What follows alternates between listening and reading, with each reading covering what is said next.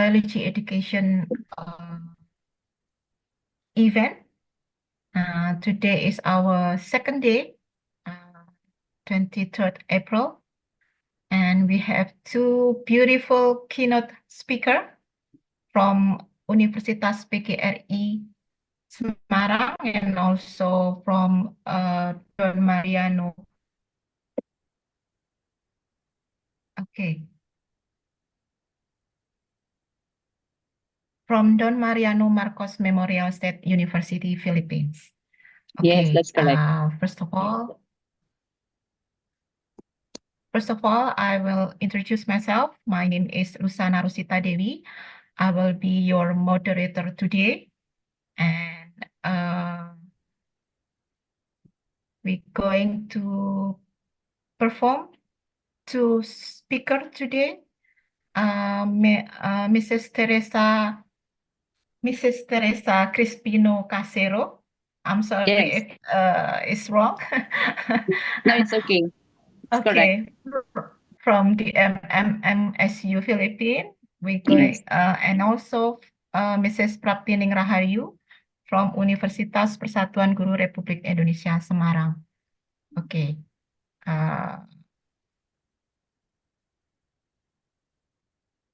Okay.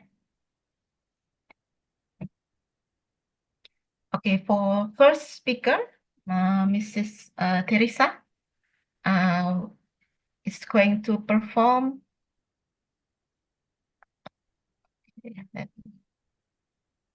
Is going to perform the hidden world within exploring the microbiome.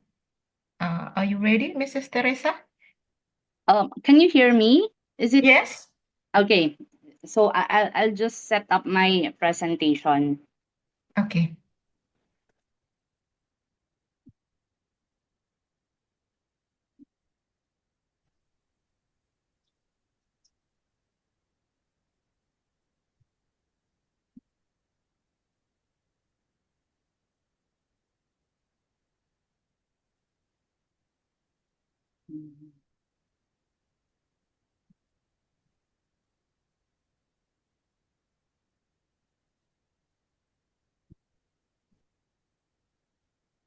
It's taking a while. I'm so sorry.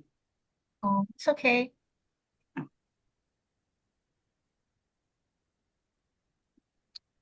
Okay, so that's it. I have to.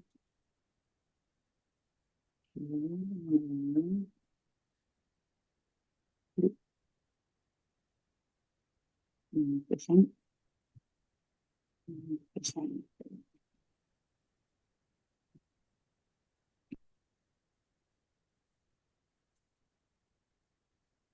Okay. Is the PowerPoint presentation? This window is drag it to the screen. Your audience will be looking and enter full screen mode. Oh, I have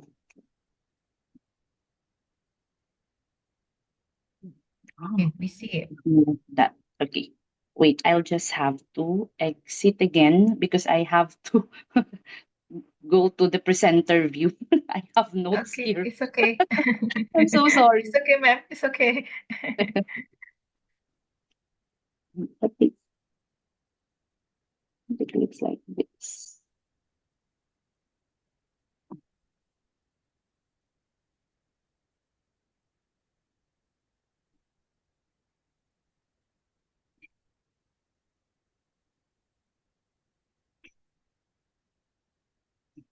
Okay. Okay. Is that visible already? Yes. Yes. Okay. Okay. So maybe we can start so that we can finish early. It's actually 2 o'clock here in the Philippines, and we have to Okay. go home Okay. around 5 p.m. Yeah. Yes. So Okay. it's Okay, just Mrs. 20 minutes. Teresa. Am I right? Because I was just called this afternoon, and then although I knew about the lecture, but the link was actually just provided to me just a while ago, 10 minutes back. So I don't know all the things about it, but my colleague mentioned that it's just 20 minutes. for the Yes, lecture. maybe Okay. 20 minutes So presentation. maybe I'll start. Um, First, good afternoon. Magandang hapon for the Filipino audience. And I don't know if this is the correct way of pronouncing it, but salamat sore for our audience from Indonesia. So it is an honor and privilege to be part of this academic endeavor, this international joint lecture series in biology and biology education for 2025 is one of the several joint online initiatives happening across various academic disciplines between Universitas Pidri Semarang, UPGRIS of Indonesia, and the Don Mariano Marcos Memorial State University of the Philippines, bringing together global perspectives, expert insights, and of course, meaningful cross-border learning. And I am one of your resource speaker for this afternoon. My name is Maria Teresa P. Crispino Cachero, a faculty of the Don Mariano Marcos Memorial State University from the Philippines. So I am going to talk about my topic, and the talk is entitled The Hidden World Within, Exploring the Plant Microbiome. So this talk will be composed of the following sections. So first is we're going to define what is microbiome. And in the perspective of plant microbiome, we're going to present an overview of the above ground and the below ground plant microbiomes. And then we will also be differentiating between the plant core microbiome and the satellite taxa microbiome. We will also be discussing some of the drivers shaping the establishment, assembly, and structure of the plant microbiome. And lastly, we will try to enumerate the functions performed by the microbiome and cite some of the examples on how we can harness this potential towards agricultural sustainability. So let's start. So technically, microbes are present everywhere in the human body, in plants, and even in the environment. And actually, even in the harshest or extreme environment, these microbes can still survive. In the year 2001, it was Joshua Lederberg who coined the term microbiome. And he defined it as um, it is used to describe an ecological system of commensal, symbiotic, and perhaps pathogenic microorganisms that reside in the human body. Interestingly, the microbiome is not exclusive only to humans, but it has also been found in other animals and even in plants. And we all know that plants have long been associated with microorganisms. Studies of the last decade have revealed that there are highly complex microbial communities associated with different plant parts and different plant species. And today, the term microbiome typically refers to the collection of genomes of the microorganism living in specific niche, and the group of microorganisms themselves, the bacteria, the fungi, the archaea, are now termed as microbiota. Okay, so let's now discuss the plant microbiome. The plant microbiome is actually consists of diverse microbial communities on the outside surface and even in the internal tissue of the host plant. So the rhizosphere, the endosphere, and the phyllosphere constitute the major compartments of the plant microbiome. The bulk soil, as you can see in the figure, I have it also here, sorry, that's Tagalog, is also an important source of plant microbiome. And that's why it's part of the figure. So the microbial component of the plant is the rhizosphere, as you can see it here, the phyllosphere, endosphere within the internal tissues, and the bulk soil. So this has important functions supporting plant growth and health and can even impact agricultural productivity.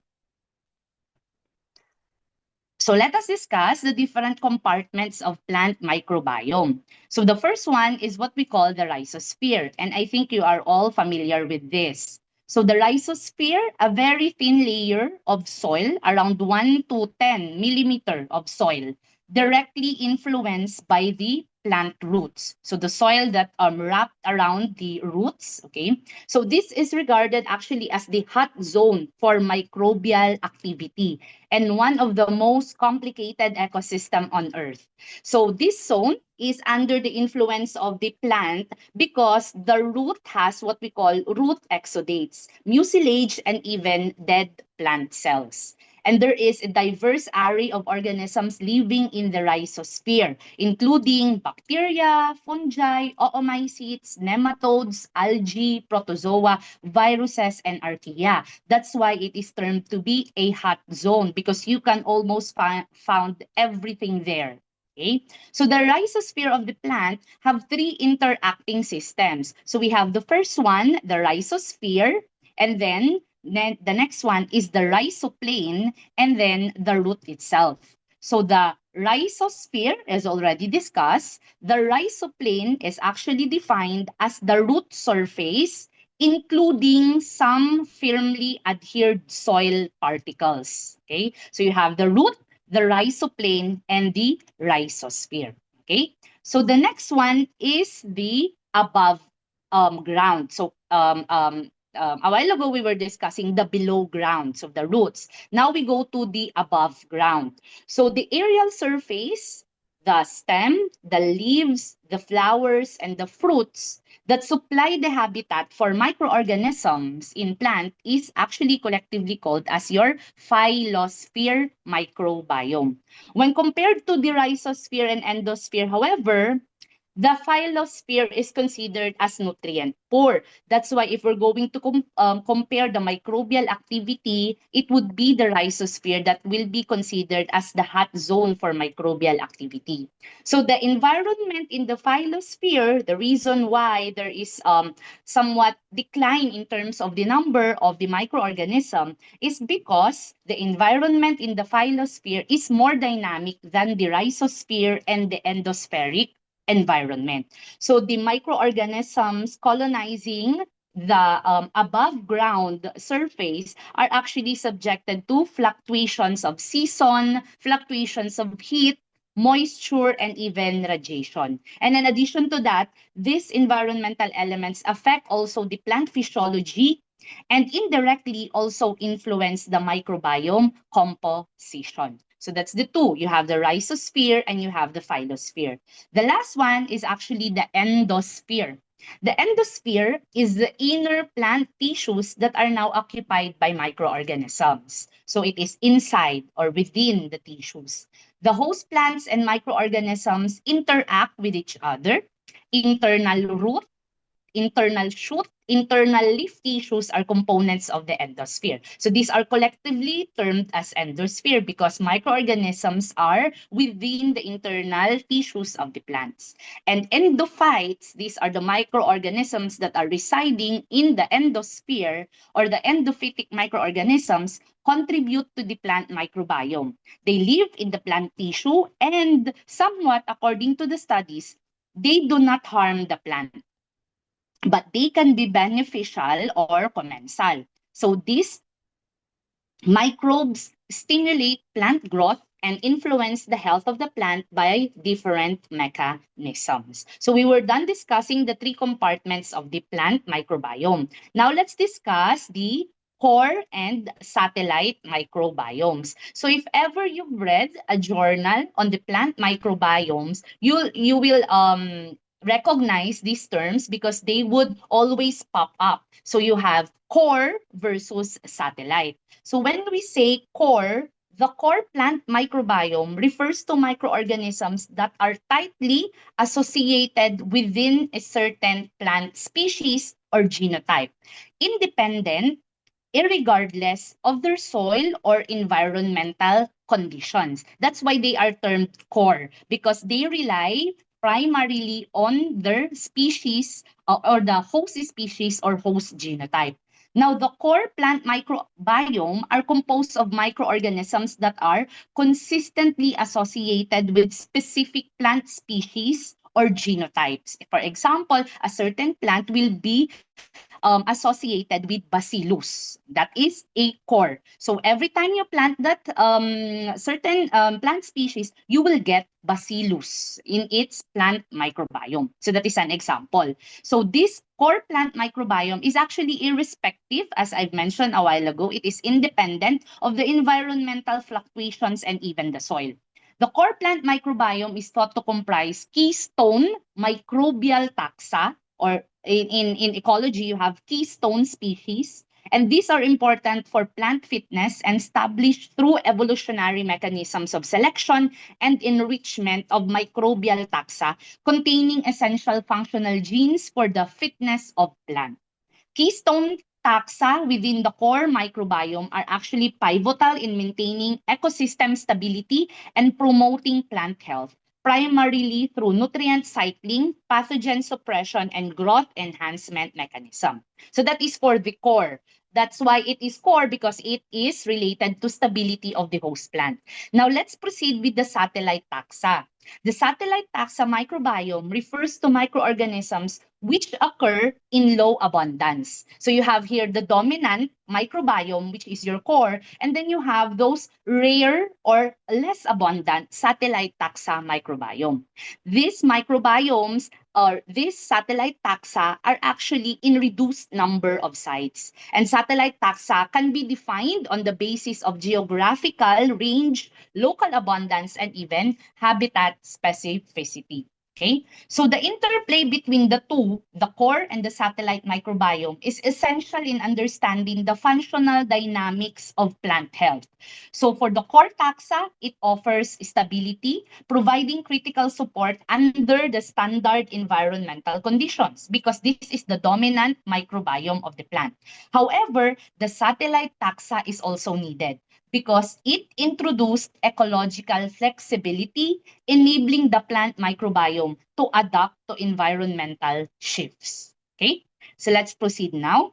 After defining the three plant compartments associated with the microbiome and defining the core and the satellite, now we will explain how the microbiome is being assembled and what are the different drivers or factors that actually brought the assembly or the recruitment of microbiome. So the establishment and structure of the plant microbiome is actually influenced by complex interactions. So as you can see in the illustration, you have here interactions of the host factors, microbe to microbe interactions, and even environmental factors, those that are contributing largely to the microbiome community structure.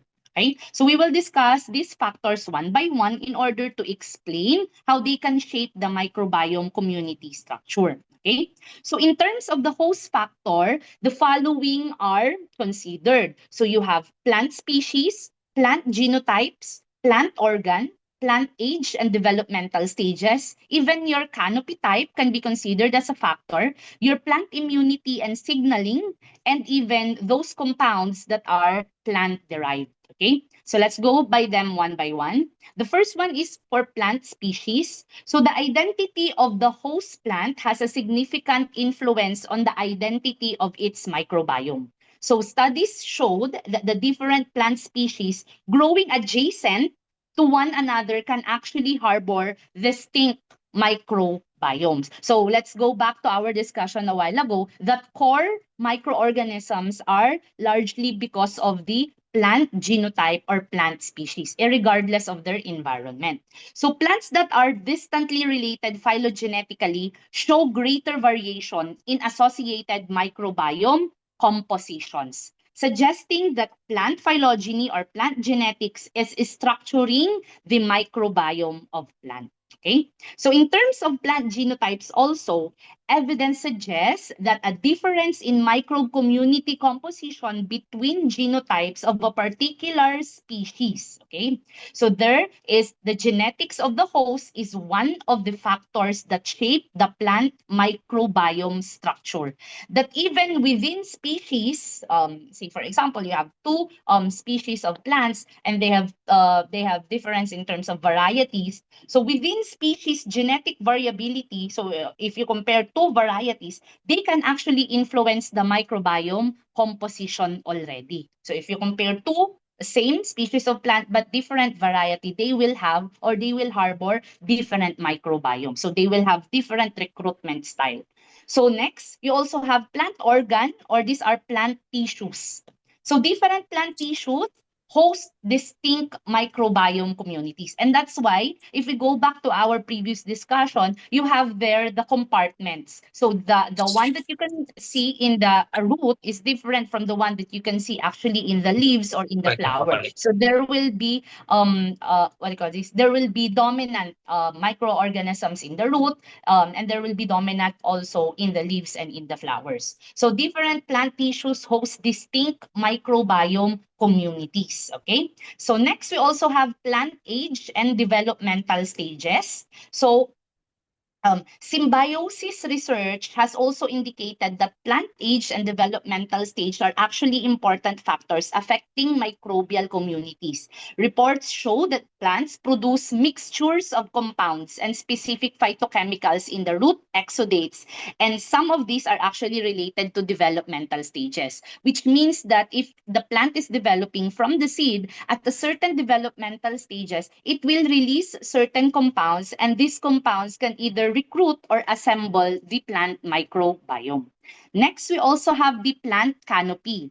The plant canopy type also influences microbiome community composition. For example, bacterial communities in the maple leaf samples are correlated with its canopy composition, diba? In forest, you have there the layers of the forest, so you have there the canopy. So there is a relationship between the plant microbiome of the canopy towards the lower layer of the forest. Okay, so next, we also have plant immunity and signaling.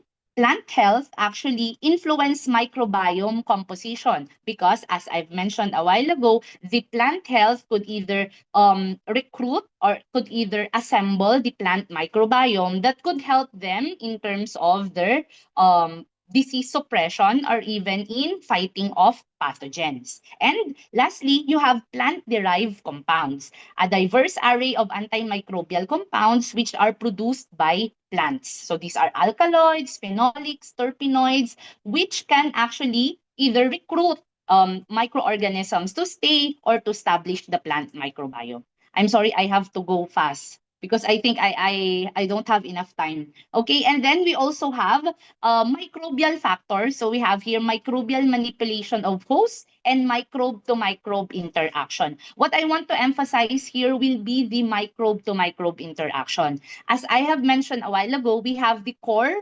microbiome. And within the core microbiome, you have the keystone taxa. And these keystone taxa are actually called, if you have read a paper on microbiome, microbial hubs. And these microbial hubs are highly interlinked and have significant impact on the communities. And as we've learned in our ecology, if you remove a keystone species in an ecosystem, the ecosystem will fail. That is also the logic for the microbial hubs or the keystone taxa.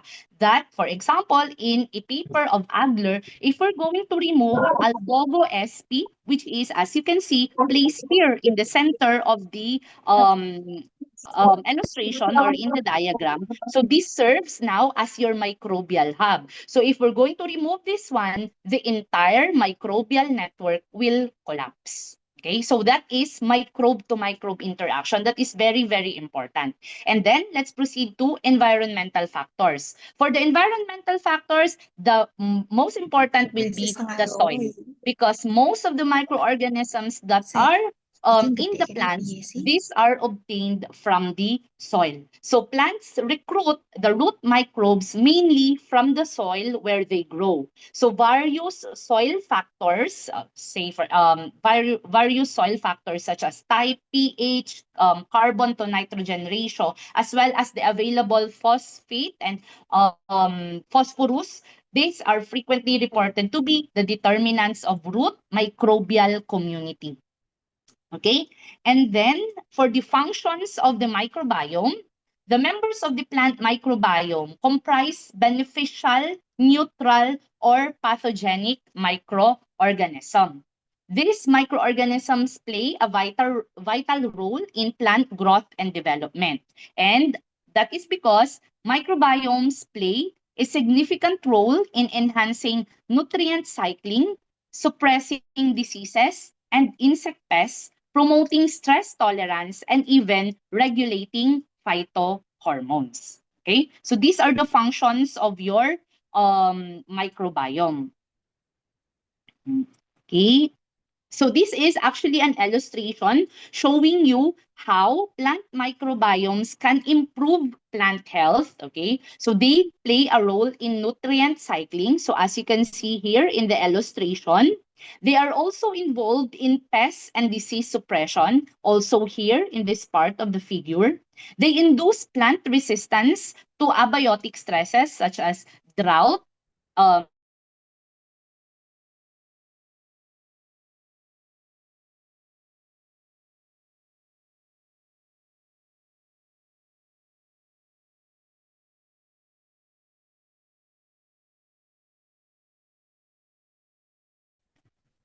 So with all the advantages or with all the functions of the microbiome, how do we harness or these potentials of the microbiome towards agricultural productivity? So we have to manipulate the microbiome of the plant. Microbiome manipulation has been carried out to improve agricultural productivity or maintain the plant health via different processes such as tillage practices, synthetic microbial consortia, microbial inoculation, rhizosphere engineering, and microbiome engineering. So this illustration actually shows you the contrasting ecological impacts of microbial manipulation versus the conventional cropping on various environmental components such as the soil, air, and water. So in summary, microbial modulation promotes eco-friendly practices which enhances the soil health and reduces pollution in air and water. It also supports long-term sustainability, stable yields under stress, and chemical-free food production compared to the conventional cropping that we are doing right now. So how can we harness the or how can we manipulate the microbiome? So we can manipulate it using the following approaches. We can do crop rotation, we can use organic fertilizer, we can also intensify tillage, we can also use microbial inoculation, and the advances right now is to use rhizosphere engineering and microbiome engineering. So for the crop rotation is common, and I think you know it, the mechanism of it. So crop rotation is a common traditional approach practiced to maintain soil productivity and modulate the native microflora of the agricultural soil. So it has been observed that repetitive cropping of the same crop can lead to loss of moisture content and even the native microbiota. So as you can see in this illustration, in a paper published by Zhou et al. 2023, they compared plants in monocropping and in rotation systems. And in the figure, you can see here that in monocropping system, there are symptoms of disease in the plant, whereas for rotation systems, you have here healthy plants. Okay? So next, we also have the use of organic fertilizer. So organic amendments or bioorganic fertilization are now being used as efficient methods for maintaining soil productivity or native microflora. So in the study of Lee et al., they use different bioorganic fertilizers to evaluate the impact on a plant species, Dendrocalamus farinosus growth, and found that actually the utilization of use of bioorganic fertilizers enhances the growth via restructuring the soil microbiome and even the plant metabolome. Next, we also have intensifying tillage. So tillage intensity refers to the degree and frequency of soil disturbance caused by agricultural practices. So it may range from intensive to even no tillage to actually an average amount of tillage. So it involves significant soil disruption to minimal or to even no soil disruption at all. So in a paper of Cloutier et al. 2022, they compared the plowed and the chiseled disc soil to no-tilled soil, and they found out that no-tilled soil or that no disturbance soil has lower abundances of the nitrification genes, higher abundance of genes for dissimilatory nitrate reduction to ammonium, and higher abundances of family level taxa associated with archaeal, nitrification, and anamox. So next, we also have microbial inoculation. So in sustainable agricultural practices, the screening and characterization of specific microbial strain is one promising approach. Wang et al. In the illustration actually identified and characterized 23 strains of microbes to create a potential synthetic consortia of different strains to promote rice growth. And this is actually what we call now your plant probiotic. So this is now your plant Yakult. So these are 23 strains that are being inoculated to rice in order to induce plant growth, promotion, and health. Okay. Next, we also have rhizosphere engineering, which is actually an advancement now of molecular biology.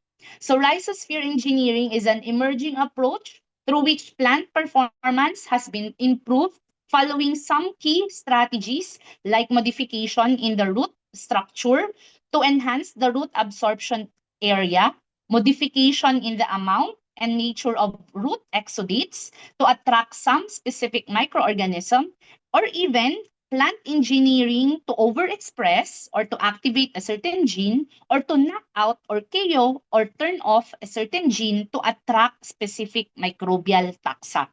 Another advances of microbial or rather biotechnology is the microbiome engineering, which the primary goal is to improve the functioning of microbes in such a way that shows an improved stress tolerance potential, improved nutrients utilization patterns, and other beneficial effects to plants. And as you can see here in the illustration, there are actually two approaches to plant microbiome engineering. We have the bottom-up approach that involves isolating, engineering, and introducing it again to the plant, and the top-down approach that involves synthetic ecology using the HGT or horizontal gene transfer to a broad range of hosts in situ or on-site or in the plant, and then phenotyping the whole plant microbiome. And that ends my PowerPoint presentation. Maraming salamat. Terema kasi. Thank you so much for listening. Here are some of my references used in the presentation. Okay. Thank you so much, Mrs. Teresa. I'm so sorry, I have to go fast. I'm looking Okay, at it's the okay. time. So it's already 28 minutes. I'm so sorry. Okay, it's okay, ma'am. Okay. Okay, we go on to our second speaker, Mrs. Praptining Rahayu. Are you ready? Thank you, Miss Lusana. Okay. I'm ready. Yes. Okay, the time is yours, ma'am. Thank you. Good afternoon, everybody. Assalamualaikum warahmatullahi wabarakatuh. Wow, Angelica, thank you. You share my presentation. Yeah. Thank you to moderator, Miss Lusana, for opportunity for me. I will try to share information about traditional or herbal medicine in Indonesia. My presentation title is Opportunities and Challenges of Indonesian Herbal Medicine. In various countries, people must be familiar with traditional medicine like in China, Japan, Thailand, and of course Indonesia. That maybe in Philippines too, maybe Mr. Teresa, Mrs. Teresa. Yeah.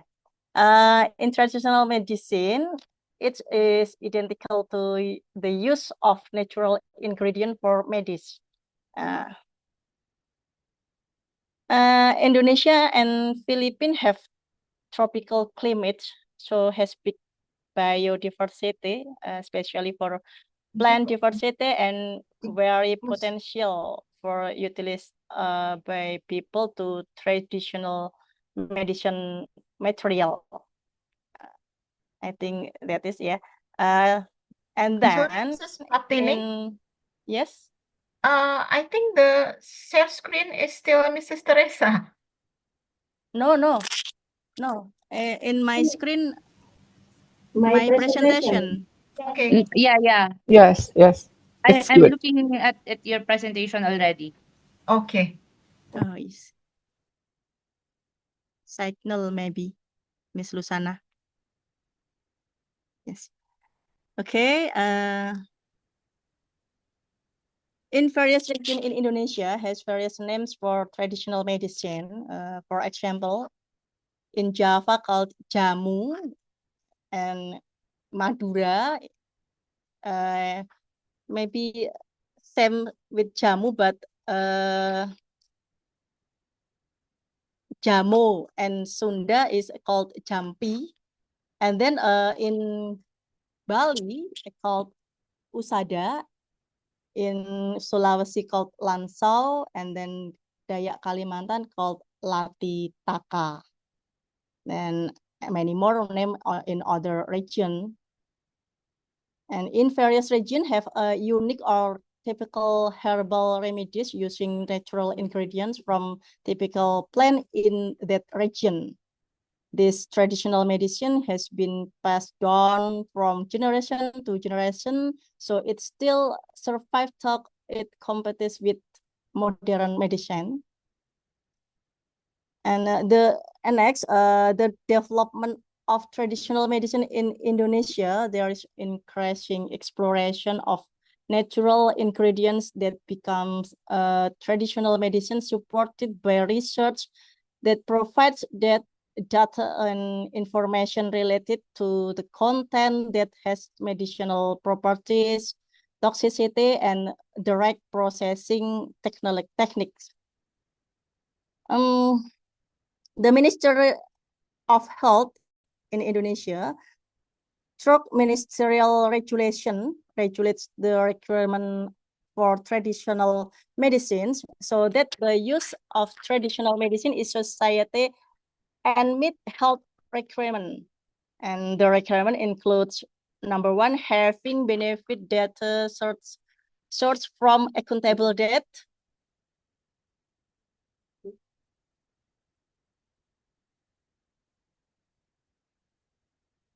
So, oh yes, I'm sorry, because this presentation not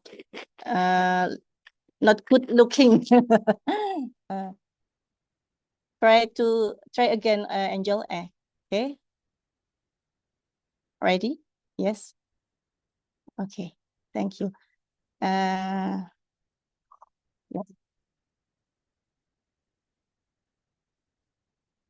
Yeah, I'm continued this. The requirement includes one, having benefit data sourced from accountable data, and then number two, raw materials mainly come from Indonesia, and then meet quality requirement according to the Indonesian Herbal Pharmacopoeia. Number four, produced by a licensed traditional medicine industry or business. And then homemade traditional medicine with raw materials sourced from industries that have implemented good traditional medicine manufacture practice, and Indonesian called CBOTB in Indonesian language, cara pembuatan obat tradisional yang baik. Good traditional medicine manufacture practice, CPOTB. And number six, the last, have safety or toxicology data. Traditional medicine, which is made from natural ingredient, is increasingly being developed to meet the need for treatment. The Food and Drug Supervisory Agency in Indonesia name is BPOM, Badan Pengawas Obat dan Makanan, has determined the direction of its development into 3 types. Namely, number 1 is jamu. Jamu is passed down from generation to generation. The raw material is not standardized. And then number 2, standardized herbal medicine, or OHT, obat herbal terstandar in Indonesian. On condition that there is proof of efficacy and safety based on preclinical tests, raw materials are standardized. Number 3, phytopharmaceutical is a natural medicine whose efficacy and safety have been proven based on preclinical and clinical trial. The raw materials and finished project are standardized and are used for health service. In general, plant use as herbal medicine ingredient contain polyphenol, flavonoid, saponin, alkaloid, terpenoid, and tannin. And the content of natural compound fungsi as antioxidants, as an inhibitor of oxidation reaction in the body, or anti-free radicals. Sorry, Mrs. Praptining, for Yes. I'm sorry to stop you for a while. Mrs. Teresa, I'm sorry, please stop share your screen, because Oh, is it there's sharing? yes, you still share your screen. I'm sorry. Okay, I'll wait. Masih. You are sharing your screen. Okay, is that? Oh. Yes, okay. Okay. Okay, thank you so much. Okay, Okay. thank you so Okay. much. Yes. Okay, Mrs. Praptining, you may go on again. Thank you. I replay my explanation. And the content of natural compound function is as antioxidant, as an inhibitor of oxidation reaction in the body, or anti-free radicals, and then anti-inflammatory, and the last immunomodulator, substance that modifies the immune system to help the body respond to disease. There are some examples of plants that are used in ingredient in making natural medicine in Indonesia. Now, number 1 is source of leaf, or Annona muricata in Indonesia, sirsak. Contain acetogenin, alkaloid, tannin, and flavonoid. This herbal is used for anti-cancer. Very famous in Indonesian. And then Parijoto fruit. This endemic plant from Java. Muria mountain in Kudus. Yeah. Medinilla speciosa contain flavonoid, polyphenol, saponin, and tannin. Used for fertility, men fertility, for women and men. And number 3, Bajakah root. This is from Kalimantan. Spatholobus littoralis contain flavonoid, alkaloid, tannin, saponin, anthraquinone, terpenoid, and used for anti-inflammatory. Number 4, red fruit, buah merah, red fruit from Papua, Pandanus conoidus, contain flavonoid, terpenoid, steroid, and alkaloid, and used for antioxidant. And then the last is pegagan pegagan or Centella asiatica. This plant contains terpenoid, namely Asiaticosida, Medicosida, Centellosida, as used antioxidant too. And the traditional medicine or herbal medicine very interested in Indonesia, and COVID pandemic has increased public interest in consume herbal medicine to increase immunity until now. People believe that herbal medicine is safer than modern medicine. Then Indonesia have a high biodiversity and include as mega diversity country. This is a big opportunity to develop herbal medicine from many types of plant. And then herbal medicine development become a big business opportunity. Although herbal medicine has great potential for development and is quite easily accepted by society, several things are challenged in its development, including consistency of quality, because various quality of raw materials, this is related with the bioactive compound of plant, is influenced by the environment in which they grow, as well as the cultivation technique of the plant. Challenge number two, availability of material and sustainability supply, because some of the raw materials for herbal medicines cannot yet be cultivated, so they are taken from nature. Plant cultivation is still carried out traditionally, so it takes quite a long time, and much research is still needed to provide clear information on the bioactive compound content, safety, and efficacy of herbal medicine ingredients.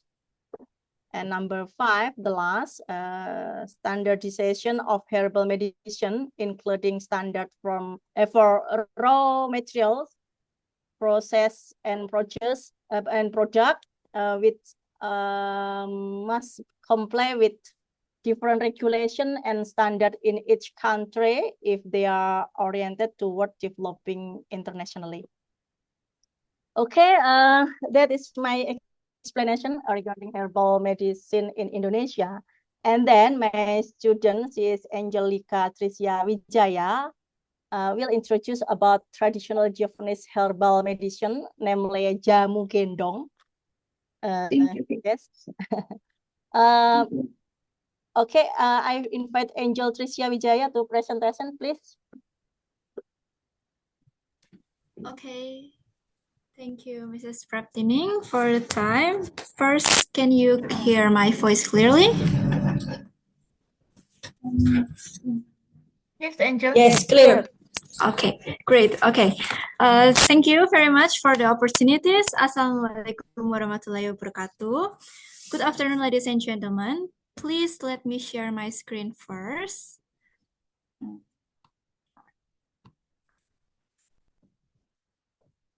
Okay, can you see my screen? Yes. All right, great. Okay, good afternoon, ladies and gentlemen. My name is Angelica Tricia Wijaya. I'm a 6th semester student of biology education. And in here, please allow me to continue Mrs. Praptining presentation about Japanese jamu, which is a natural herb from ancestral wisdom.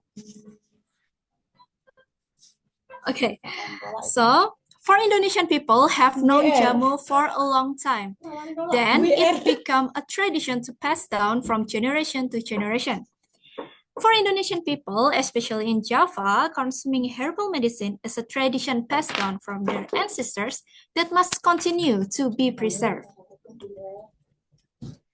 Traditional Indonesia herbal medicine has been practiced for centuries in Indonesian society that is still very popular for maintaining health and treating diseases. This is because it is more believed to be safe from chemical drugs. The parts of the plant that are often used as raw materials for herbal medicines are rhizomes, leaves, roots, bark, flowers, fruit, and seeds. This jamu might have bitter or sour taste, but most people naturalize the taste of it by adding sugar or even honey. And this is jamu gendong. In the past, some even survive until now actually. The peddlers of this herbal medicine went around in a region by carrying the herbs they were selling in their bag. As you can see in the picture, they were carrying the jamu gendong in their bag. And gendong, which is Indonesian language, and if we want to translate into English, that is carried. So jamu gendong is means carried jamu in their bag. And then, but as the existence of transportation technology has advanced, making most sellers peddle their wares with cart, and then or also riding a bike, or opens their outlet somewhere, even online store. However, the term of jamu gendong is still inherent in the minds of the people, especially in Indonesia, to name this traditional herbs medicine. And then these are some variants of the jamu that we usually meet in Indonesia. There are 6 variants, which is beras kencur, kunir asam, broto wali, godong kates, jahe, and cabai puyang. So I know that you've been wondering what are those. Okay, so the first one is beras kencur, which is the main ingredients to make this jamu is kencur, or as you may know as Kaempferia galanga, and also give the add of rice. The benefit of this jamu is to relieve eggs and coughs. After that, we have kunir asam, which is the main ingredients of this jamu is tamarind and turmeric. The benefit is overcoming menstrual pain and refreshing the body. After that, we have broto wali. The main ingredients of this jamu is Tinospora cordifolia or broto wali plant in Indonesia. The benefit is for relieving aches and pain and increasing appetite. And number 4, we have godong kates. The main ingredients of this jamu is papaya leaves. The benefit is overcoming dengue fever and immune boosting. And then number 5, we have jahe, which is the main ingredients is ginger. The benefit is for relieving colds and overcoming bloating. And then the last one, we have cabai puyang, which is the main ingredients are chili and lempuyang, which is as we may know as Zingiber serumbet. The benefit is for relieving aches and pain.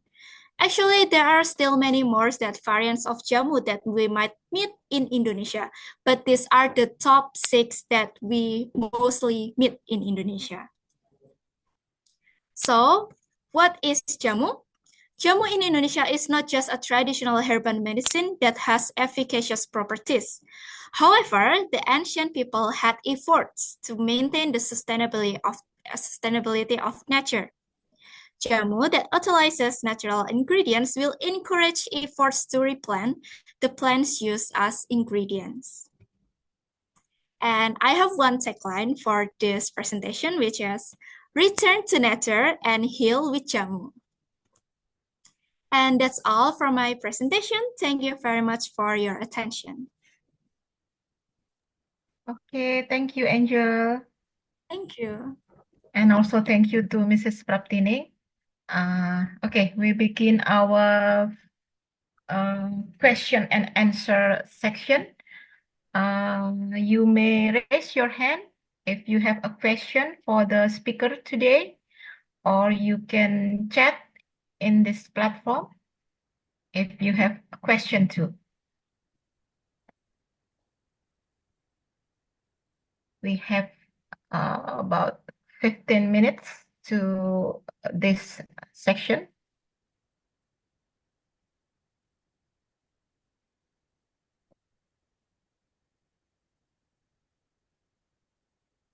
Okay, maybe I will first question from me to Mrs. Teresa. The topic is very interesting about a microbiome.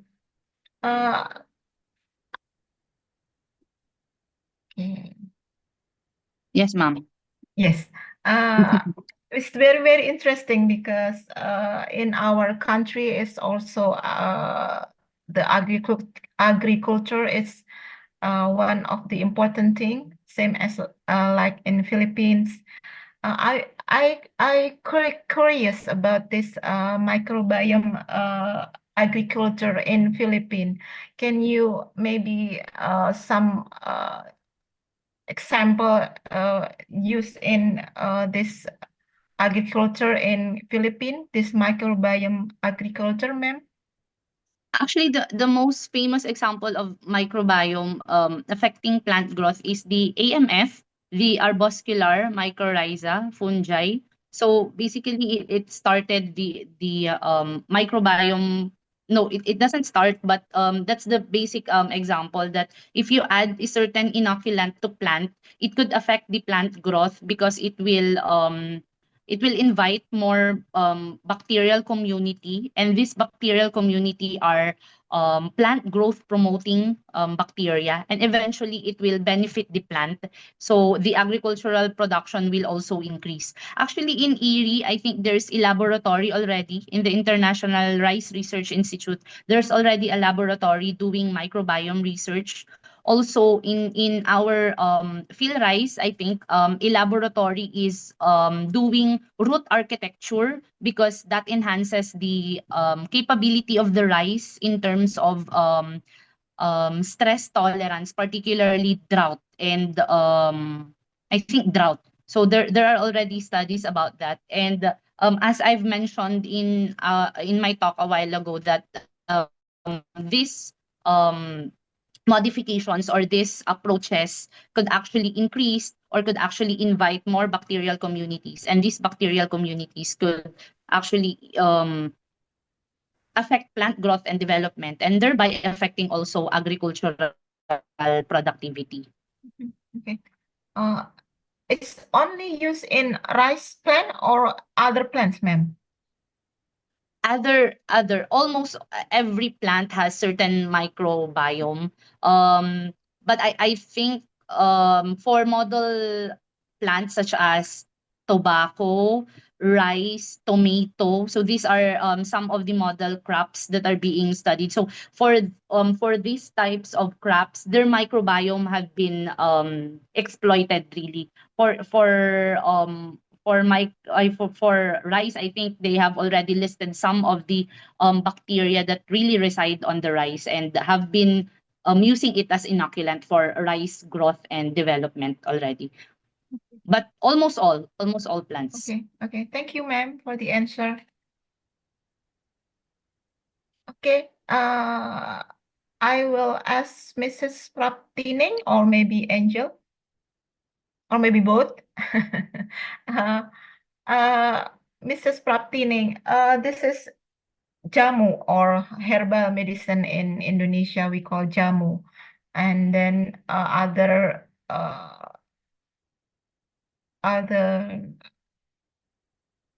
province in Indonesia, we call a lot about herbal medicine.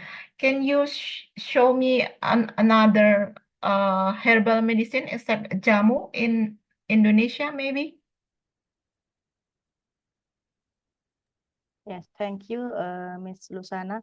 Another herbal or traditional medicine in Indonesia, like in Kalimantan or Sulawesi, that is have the region have medicine herbal, namely not jamu but have a specific name. For example, Kalimantan have Latitaka. This is a medicine in Kalimantan used a specific plant or endemic plant in Kalimantan. And then in Sulawesi have lansau. This is same in other region or other province. We have endemic plant or specific plant to raw material for medicine, traditional medicine. There is another example for jamu. In Java is jamu, and called other in other provinces. Thank you, Ms. Lusana. Thank you, Mrs. Pratining. Okay, do we have another question from the participant?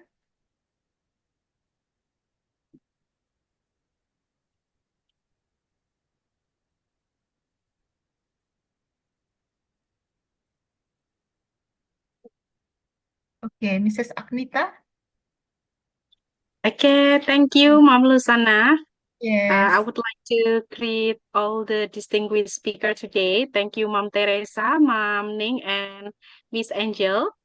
This is quite interesting for me to know about the microbiome and then jamu itself.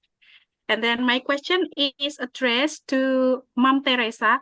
I'm just wondering to know how this kind of the hidden world of what's that microbiome in the Philippine curriculum, does it also integrated in the school curriculum in Philippine, Mom?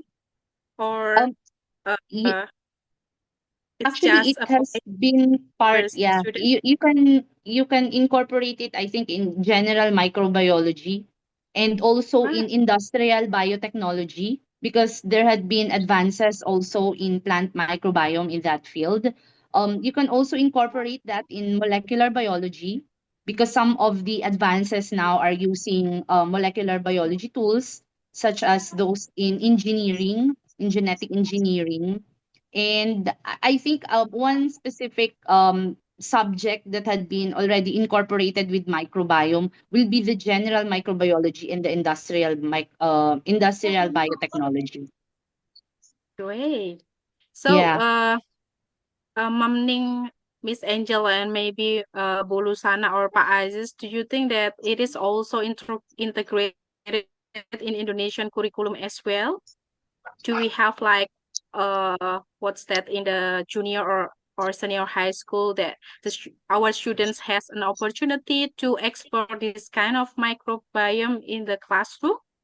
Yeah, as far as I know, in high school, like in senior high school, there's some subject in biology who have like the specific topic about microbiome, but not really in specific, like the how microbiomes work and this and that, but just how to introduce microbiome as one of the components in biology, like because we have like the biodiversity, we have like the environmental topic as well in high school, so they usually talk sometimes about this kind of microbiome, but not as deep as what the university student or expert learn about it. Yeah.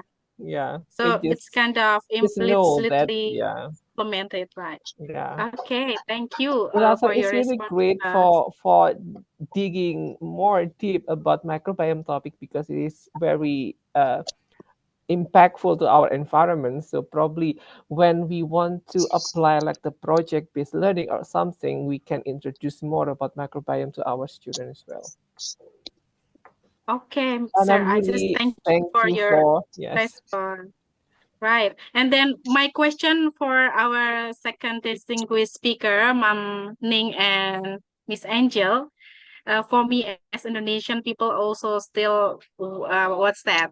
We feel like we have rich flora in Indonesia, kind of many various plants that can be utilized as herb medicine herb, like we call it as jamu. And Mam Ning also talked to us that this is not only implemented in Java Island, but also she told us that we can also find another plants in Kalimantan as well that can be used the similar thing like the jamu itself. So I just wonder if in Philippines also have kind of plants similar to this that also what's that? People may use this kind of plants to make it such a medicine. Maybe Mom Teresa could tell to us, or Mom Ning, maybe is there any variety plants which is what's that, spread in Philippines or another country that is specialized only growth in Philippines that can also have the same benefit like plant in Indonesia? Well, I don't know the counterpart of the jamu, but we have a lot of plants here in the Philippines that have been exploited already and had been converted to medicine. Currently, there are, I think, two plants that are used. The one is, oh my God, it's the common name that I know. So I cannot really give to you, but I'll try to look for the scientific name. It's a fleshy plant. So right now it's used for gout. The University of the Philippines in Manila already converted that into medicine. So that's used for gout. And then another, I think, is used as anti-inflammatory. So there had been two um herbal plants. But the Department of Health here in the Philippines actually releases 10 top 10 medicinal plants, and these medicinal plants do have bioactivity. But it would be hard, I think, because some of the plants that you've mentioned a while ago, they are used, or they are used commonly using their common names, right? Yeah, that's why a while back I'm looking at the scientific name and even the pictures, because when you tell me the Indonesian name, I really can't imagine it. But when you flash the picture, okay, so that's ginger and that's like that. Okay, so we have like that here also. We have a lot of herbal medicines, and some of these are actually exploited as medicines already. Okay, right. So this kind of herb medicine also growth in Philippines. Like you just realized that this is ginger, curcuma, Yeah. and the other friends. Okay, thank you, Mom. Maybe yes. It's quite a long question. This is addressed to Miss Angel and Mom Ning related to jamu itself. Miss Angel, how I would like to know how do you perceive, how to acknowledge this kind of herb medicines to the teenager itself, to show them whether this kind of herb medicine is has what's that, the high potential for improving the health. Maybe like for common people, I mean like beyond biological people, we may do not know about the beneficial of this kind of medicine herb, and then how do you what kind your effort you can do to promote this kind of medicine herb to the teenager.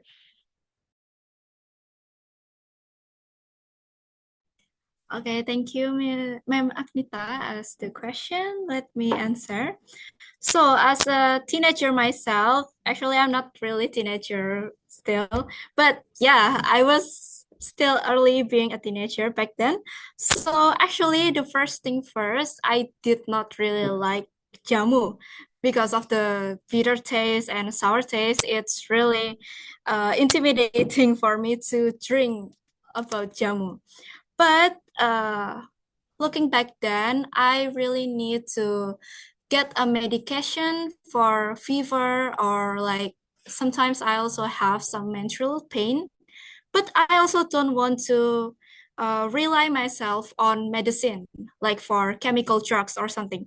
And after that, I try to ask my mom or my family about traditional medicine, and they actually introduced me to jamu. And then for me myself to try to promote to other teenager, obviously by educating them or telling them by the benefits of this jamu itself. Because first thing first, it is very cheap and it is more safe than chemical drugs. So it is actually the number one that will benefit the teenagers more, because we as a teenager myself don't really have money, right? And then we should buy our medicine that is really expensive.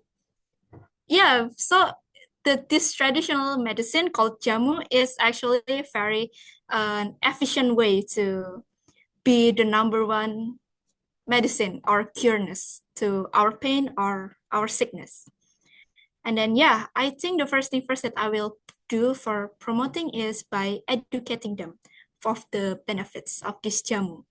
Thank you. Thank you, Miss Angel. Nice. Thank you, Mom Lusana. Thank you, Mrs. Agnita. Okay,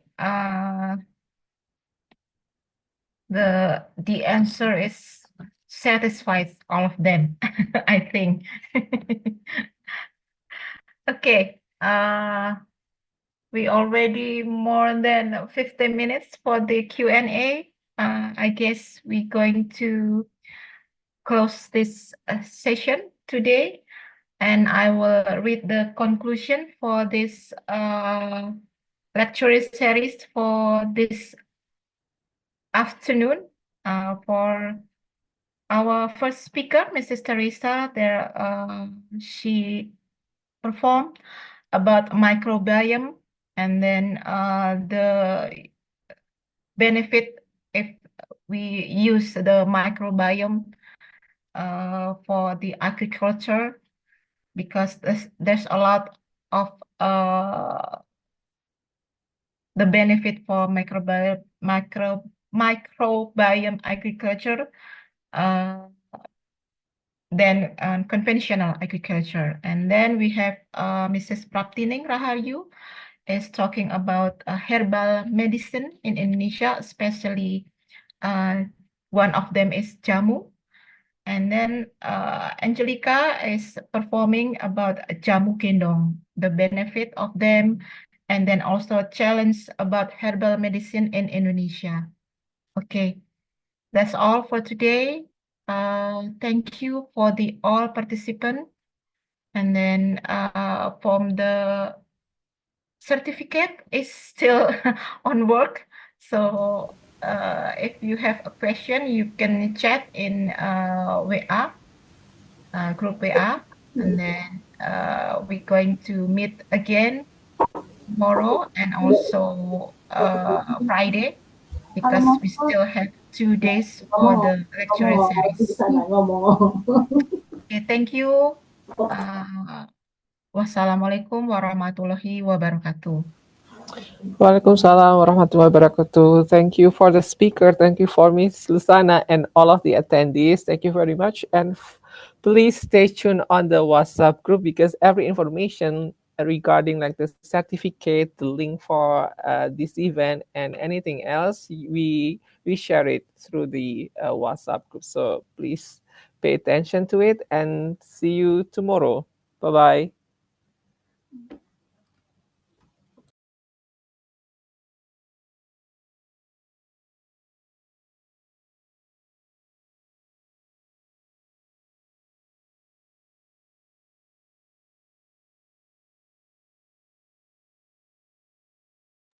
Sir Ajis, there is a question in the chat box. Maybe you can Oh, respond it. from Miss Cecilia. Yes, for the poster, we have like the registration link. So when you click and fill out the registration form, in the last page of the registration, there's a link to join the WhatsApp group.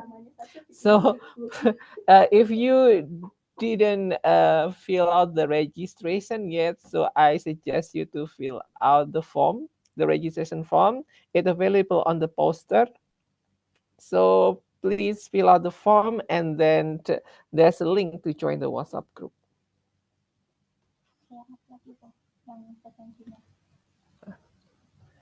Okay, I hope I can answer your question. This is Next information in the WhatsApp group, yeah?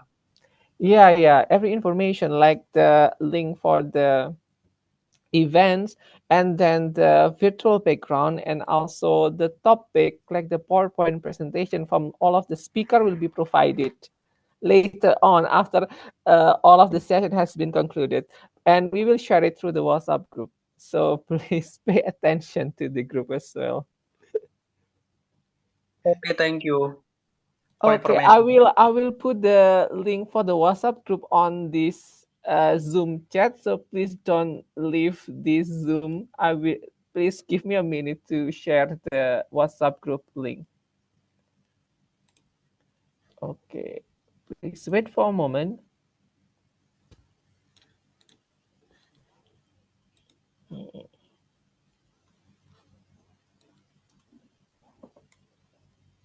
And then link.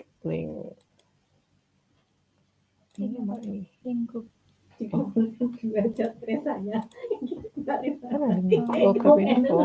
banget ya.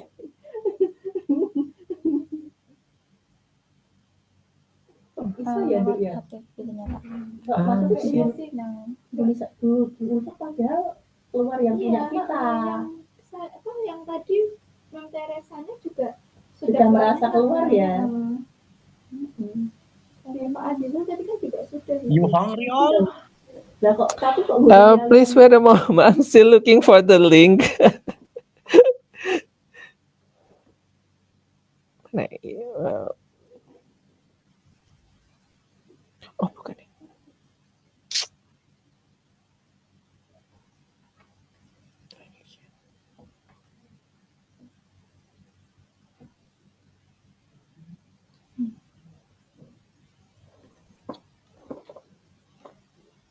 Okay, please wait a minute.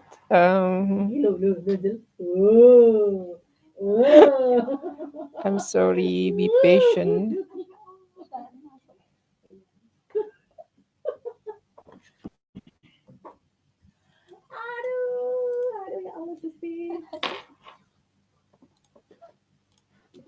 Okay, this is the link for the group WhatsApp. So if any of you didn't join it yet, so I recommend to join it right now.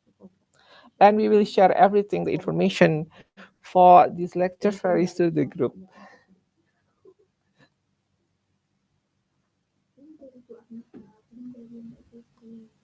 Oh, for the attendance form.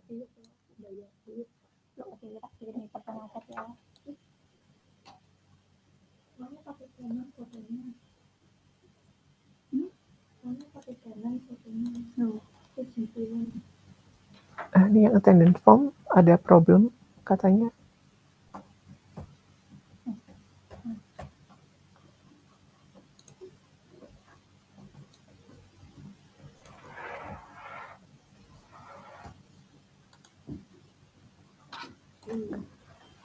Udah?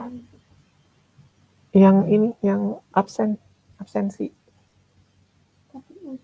Di-share lagi coba. Kok soalnya ada yang bilang dia ini.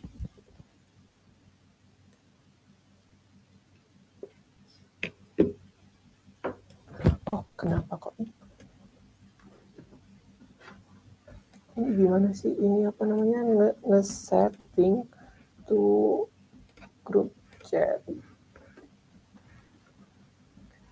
Coba dicek di grup chat, link WhatsApp grupnya udah muncul ya.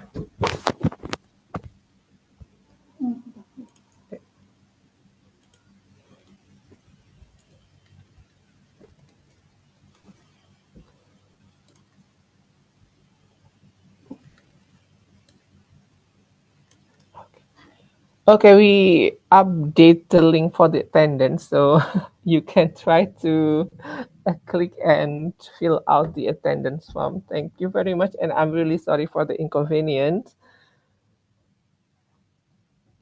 Yes, and I hope we can see you tomorrow and on the Friday meeting as well. So have a nice day. Thank you very much for attending to this session and have a good day.